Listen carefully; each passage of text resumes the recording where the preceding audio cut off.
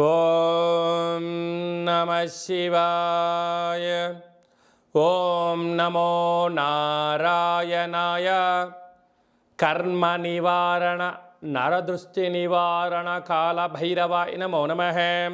ఓం కాళకాలాయ విద్మహే కాళాతీతాయ ధీమహి తన్నో శ్రీ కర్మ నివారణ కాళభైరవాయ నమో నమః.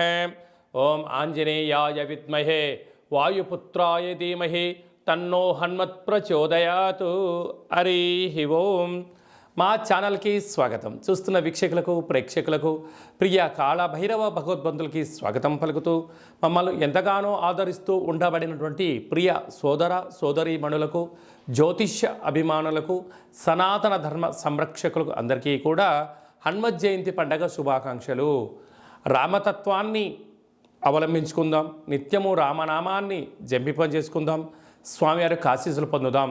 500 సంవత్సరాల తర్వాత మొట్టమొదటిసారిగా అయోధ్యలో రామమందిర నిర్మాణం తర్వాత మొదటిసారిగా జరుగుతున్నటువంటి హనుమత్ జయంతి సందర్భంగా మనమందరము కూడా స్వామివారిని స్మరిద్దాం, ధ్యానిద్దాం, స్వామివారికి ఓడమాలను సమర్పిద్దాం. తమలపాకుల పైన శ్రీరామ అనేటువంటి రామాలను రాసి ఆ యొక్క స్వామివారికి సమర్పించుకుందాం. జాతకంలో ఉండబడిన గ్రహదోషాలను తొలగించుకొని అందరినీ నిండు నూరేళ్ల ఆయురారోగ్యాలుగా ప్రసాదించాలని కోరుకుందాం. 16/6 నుండి 36/24 వరకు ద్వాదశ రాశుల్లో గ్రహ గమనాన్ని ఒకసారి వీక్షింపచేద్దాం.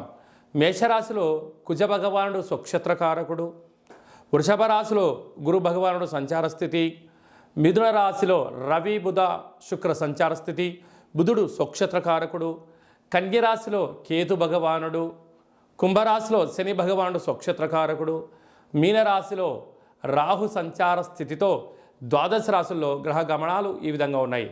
అందరికీ ముఖ్యంగా తెలుసుకోవాల్సిన విషయం ఏమిటంటే కుజ భగవానుడు స్వక్షత్రంలో, బుధ భగవానుడు స్వక్షత్రంలో, శని భగవానుడు స్వక్షత్రంలో ఉండడము, 3 గ్రహాలు స్వక్షత్రంలో ఉన్నప్పుడు గ్రహయోగం అందరికీ యోగదాయకమని చెప్పి గమనించాలి.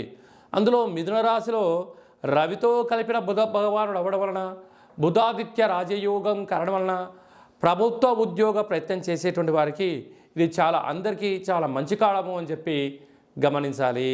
మకర రాశి వారు జ్యేష్ఠమాస పూర్ణిమ బహుళాష్టమి సందర్భంగా ఒకవైపు ఏలనాటి శని, మరొక వైపు పంచమ స్థానంలో బుధాదిత్య రాజయోగం కారణం వలన ఎలాంటి విధి మనం పాటించాలో ఈ వీడియోలో సవివరంగా సంపూర్ణంగా తెలుసుకుందాం.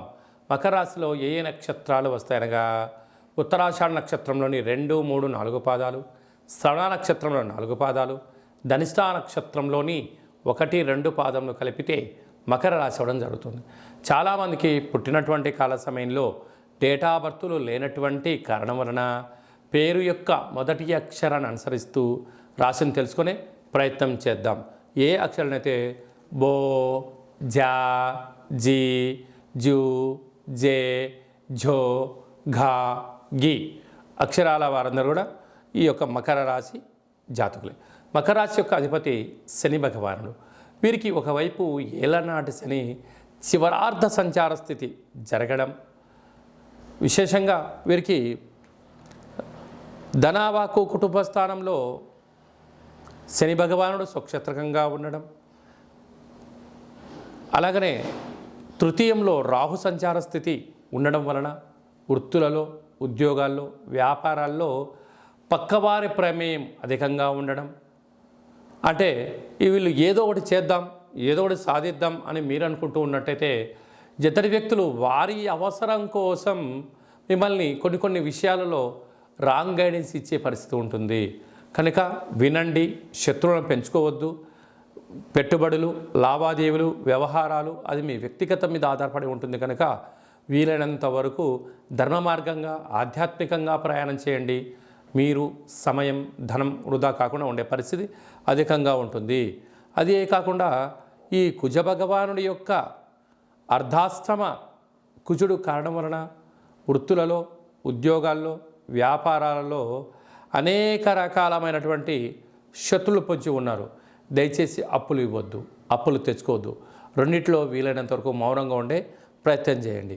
అలాగనే గురు సంచార స్థితి ఉండడం వలన నూతనంగా వివాహమైన వారికి సంతాన యోగం, చదువులు, విదేశాలు, పెట్టుబడులు ఆకర్షణీయంగా ఉండే పరిస్థితి ఉంటుంది.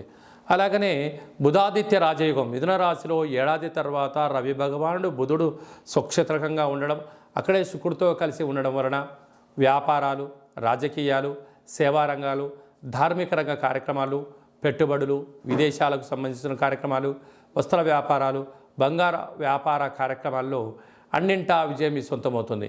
నూతనంగా డాక్టర్లు, వస్త్ర వ్యాపారాలు, మెడిసిను, ఆయుర్వేదము, అనేక రకాలుగా శాటిలైట్ టీవీ ఛానళ్ళు, యూట్యూబ్లు, వాట్సాప్లు, ఫేస్బుక్లు, క్రియేటివిటీ రంగాల్లో అన్నింటా విజయం మీ సొంతమవుతుందని చెప్పి గమనించాలి. ఒకవైపు ఏలనాటి శని ఉండినను గ్రహాలు యోగదాయకంగా ఉంటున్నాయి కనుక మీ జన్మ నక్షత్రం రోజున పూర్ణిమ, అష్టమి తిథి ఎందున తొందరపాటు నిర్ణయాలకు సరైన సమయం కాదు. మౌనం, ధ్యానం, ఆధ్యాత్మికత, సత్ప్రవర్తన జీవన విధానంలో మిమ్మల్ని మరో మెట్టు ఎక్కించడానికి చాలా అవకాశాలు ఉన్నాయని చెప్పి గమనించాలి.